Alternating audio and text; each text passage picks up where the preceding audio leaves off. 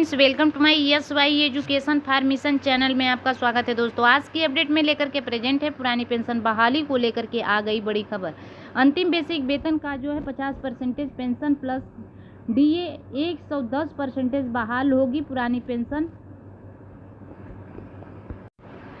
लंबे समय से कर्मचारी पुरानी पेंशन बहाली की मांग कर रहे हैं, लेकिन केंद्र सरकार पुरानी पेंशन लागू न करके NPS में संशोधन करने के लिए जो है कमेटी बनाई है।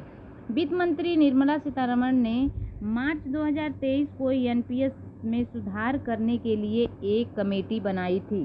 भारत सरकार के वित्त सचिव TV सोमनाथन ने अध्यक्षता में यह कमेटी बनाई गई थी। उम्मीद लगाई जा रही थी कि बजट के पहले यह कमेटी सरकार को अपनी रिपोर्ट पेश कर देगी और बजट में सरकार कुछ न कुछ पेंशन में संशोधन को लेकर के घोषणा करेगी। लेकिन बता दें कि बजट में सरकार की तरफ से पेंशन को लेकर के कोई भी घोषणा नहीं की गई है। अब मीडिया से बातचीत करते हुए वित्त सचिव TV सोमनाथन ने पुरानी पेंशन को लेकर के बड़ी बात कही है। और तो चलिए सभी बातों को विस्तार से हम जान लेते हैं। हमारे चैनल पर लगातार बने रहिए दोस्तों। पहली बार विजिट कर रहे हैं तो चैनल को सब्सक्राइब कर लेना, बेल आइकन को प्रेस करना ताकि अगली वीडियो की नोटिफिकेशन ईजी से प्रोवाइड हो सके।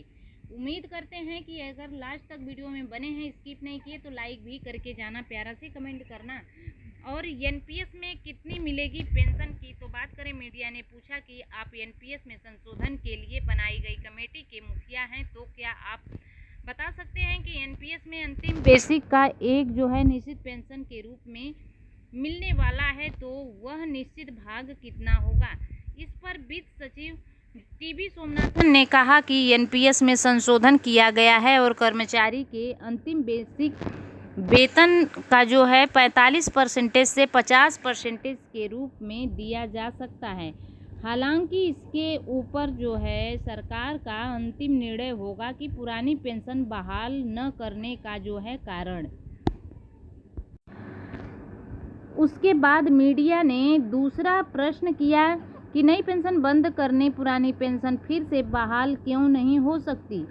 इस पर वित्त सचिव TV सोमनाथन ने कहा कि हमने पाया कि पुरानी पेंशन योजना फिर से बहाल करना मुमकिन नहीं है। पुरानी पेंशन योजना बहाल करना कहीं से भी व्यवहारिक नहीं है। पुरानी पेंशन फिर से बहाल करना देश की जनता के साथ गद्दारी होगी और यह देश की जनता के खिलाफ है। सरकारी कर्मचारियों को केवल गुमराह किया जा रहा है और नई पेंशन योजना में काफ़ी बड़े फायदे हैं। सरकारी कर्मचारी समझते हैं कि NPS में उनको कुछ नहीं मिलेगा, लेकिन ऐसा नहीं है।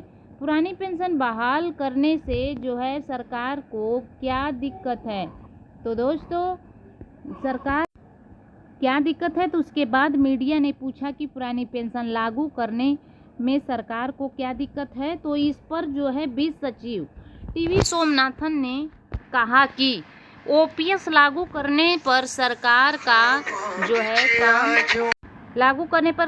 काम केवल यही रह जाएगा कि टैक्स जुटाओ और सरकारी कर्मचारियों को पेंशन दे दो। सरकार का काम यह नहीं है। पुरानी पेंशन लागू करने पर सरकारी बजट का ज़्यादा से ज़्यादा हिस्सा सरकारी कर्मचारियों की पेंशन में खर्च होगा। पेंशन का भार भविष्य की पीढ़ी पर पड़ेगा। 110% फिर से बहाल होगी पुरानी पेंशन। इस पर जो है NMOPS के राष्ट्रीय अध्यक्ष विजय कुमार बंधु ने बयान जारी किया है कि उन्होंने कहा है कि इसी तरह से का बयान आज़ादी के समय अंग्रेजों के जो है भारतीय चापलूस भी दिए करते थे कि आज़ादी मुमकिन नहीं है, लेकिन कुछ आज़ादी के मतवाले लड़े व जीते। आज़ादी मिल गई और इसी तरह से इस देश में 110% पुरानी पेंशन बहाल होगी। आप भाग्य विधाता नहीं हो, एक गवर्नमेंट सर्वेंट हो। अंग्रेज़ों के उस दौर में भी कुछ लोग ऐसे ही चापलूसी किया करते थे। अगर यह सरकार OPS लागू नहीं करेगी तो हम सरकार को वोट की चोट देकर सरकार बदल करके पुरानी पेंशन लेंगे और ऐसी तानाशाही वाली सोच के कारण सरकार की उल्टी गिनती शुरू हो चुकी है। तो दोस्तों लगातार बने रहिए हमारे channel. Thanks for watching. God bless you.